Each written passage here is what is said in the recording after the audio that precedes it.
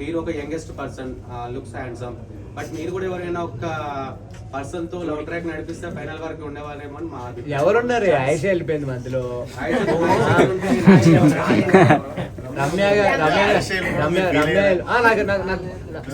ఆయిషా గారితో నేను love track పెట్టుకోవాలని లేదండి. ఇప్పటి వరకు బిగ్ బాస్ హౌస్ లో ఒక అమ్మాయి అబ్బాయి బెస్ట్ ఫ్రెండ్స్ ఉన్నట్టు, అంటే లైక్ మేము ట్రాక్లు పెట్టుకోవడము ఇవన్నీ నిజంగా ఇట్స్ నాట్ స్క్రిప్టెడ్.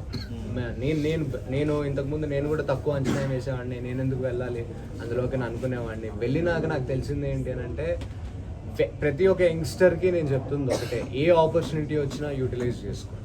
అందులో బిగ్ బాస్ అనే ఆపర్చునిటీ ఏం చేస్తుంది అని అంటే, మిమ్మల్ని మీకు వ్యక్తిగతంగా మీరు ఎలాంటి వాళ్ళో తెలియడం పక్కన పెడితే, first of all life lessons చాలా తెలుస్తాయి. థింగ్స్ అంటే ఏదో మనం హాస్టల్లో వెళ్ళి జాయిన్ అయ్యి బట్టలు తుక్కోవడం వంట వండుకోవడం కాదండి.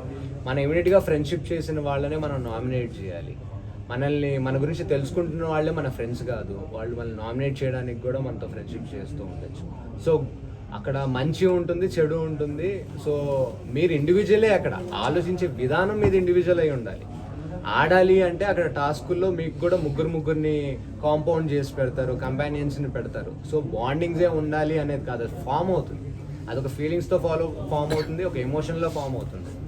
సో అలాగా భరణి గారిని మీరు చూస్తే ఆటోమేటిక్గా ఆయన ఎప్పుడూ కూడా వాంటెడ్గా పెట్టుకున్నట్టు నాకు అనిపించలేదు. నేను హౌస్లోకి వెళ్ళినప్పుడు ఆయనకి దెబ్బ తగిలితే మళ్ళీ దివ్య కానీ తనుజ కానీ చేసిన సపోర్ట్ చేసిన విధానం నన్ను అసలు మెస్మరైజ్ చేసింది. ఎందుకంటే నేను వెళ్ళి వాళ్ళ దగ్గర పర్సనల్గా నేను వాళ్ళకి షేర్ చేస్తున్నాను, ఇట్స్ వెరీ గుడ్ అండి అని చెప్పి. బట్ ఆయన ఇండివిజువల్గా ఆడదాం అనుకున్నారు ప్రతిసారి, బట్ అది ఆయన వల్ల అవ్వాలా, అంటే అది ఆయన టైం అలా ఉండింది అంతేగాని ఆయన నలిగిపోయాడు. మీరు వెళ్ళిన వీక్లో శ్రీజ ఆ రోజే బయటకు వెళ్ళి వచ్చేసింది మిడ్ వీక్లో, మరి మీరు ఎలా ఫీల్ అయ్యారు? మీరు సపోర్ట్ చేశారా? నేను వెళ్ళిన వీక్లోనే వెళ్ళిపోతే నేనేం సపోర్ట్ చేస్తానండి. అప్పుడు ఆ టైంలో బెలూన్స్ కట్ చేసే టైంకి నా సపోర్ట్ ఉండింది కాబట్టి మీరు చూశారు. కాబట్టి తన ఆట ఆడిన విధానం చూసి అక్కడికక్కడే నేను తనకి సపోర్ట్ చేశాను. సో ఆ మూమెంట్లో తను వెళ్ళిపోయింది. దాని తర్వాత మళ్ళీ రీఎంట్రీ ఇచ్చిన తర్వాత కూడా నేను తనతో కలిసి ఒక 2 టాస్క్ గేమ్ ఆడాను. అప్పుడు బన్నీ గారికి దెబ్బ తగలడం వల్ల మళ్ళీ టాస్క్లు అన్నీ చేంజ్ అయిపోయాయి. అవి మీ దాకా వచ్చేయలేదో నాకు తెలియదు. దాని తర్వాత నేను వెళ్ళి బన్నీ గారికి సపోర్ట్ చేస్తూ ఆడాను. మళ్ళీ కంటెండర్షిప్లోకి నేను దిగాను, కెప్టెన్ కంటెండర్షిప్లో. అందులోనే నాకు తనుజ గారికి ఇద్దరికి మిస్అండర్స్టాండింగ్ అయ్యాయి.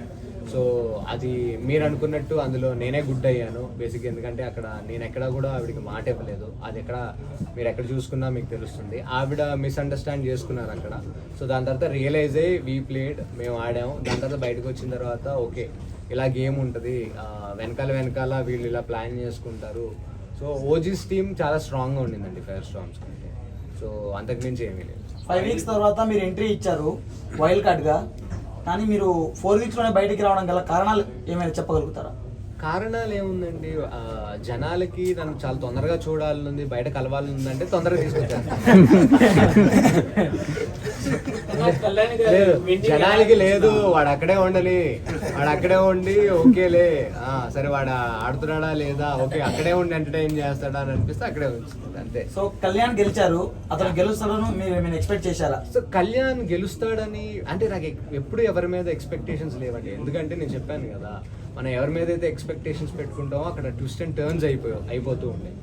సో ఎన్నో థింగ్స్ అక్కడ చేంజ్ అవుతూ ఉండేవి. బట్ టాప్ కంటెస్టెంట్స్లో నేను అతను ఎక్స్పెక్ట్ చేశానండి.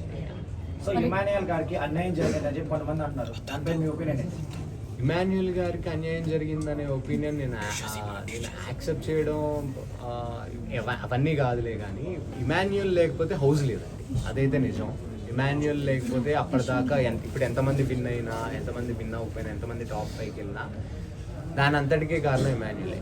ఎందుకనంటే ఓజీస్ టీమ్ కలిసి ఆడారు ఫైర్ స్టార్మ్స్లో. తను సపోర్ట్ చేశాడు. తను సపోర్ట్ చేసింది కేవలం అందులో ఉన్న ఓజీస్ టీమ్నే కాదు, ఒక బిగ్ బాస్ హౌస్ ఒక మేనియక్ లెవెల్లో కామెడీ కానీ, తను ఆడిన టాస్క్లు కానీ, తన ప్రాణం పెట్టి ఆడాడు. నేను అది వచ్చేటప్పుడు కూడా చెప్పాను స్టేజ్ పైన, నాగార్జున గారి ముందే చెప్పాను, మీ ప్రేక్షకులందరికీ చెప్పాను.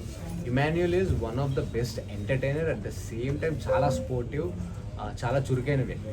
సార్ వన్ ఆఫ్ ది కాదండి, వన్ అండ్ ఓన్లీ అని మా ఫీలింగ్. యాక్చువల్గా అంటే నేను కూడా అందులో ఎంటర్టైన్మెంట్ ఉంది అంటే అంతమంది. అయ్యో నేను అదే చెప్పాను కదా, ఇమాన్యుయల్ లేకపోతే హౌసే లేదు. మీరు ఎవరికి సపోర్ట్ చేశారు మరి బయటకు వచ్చాక?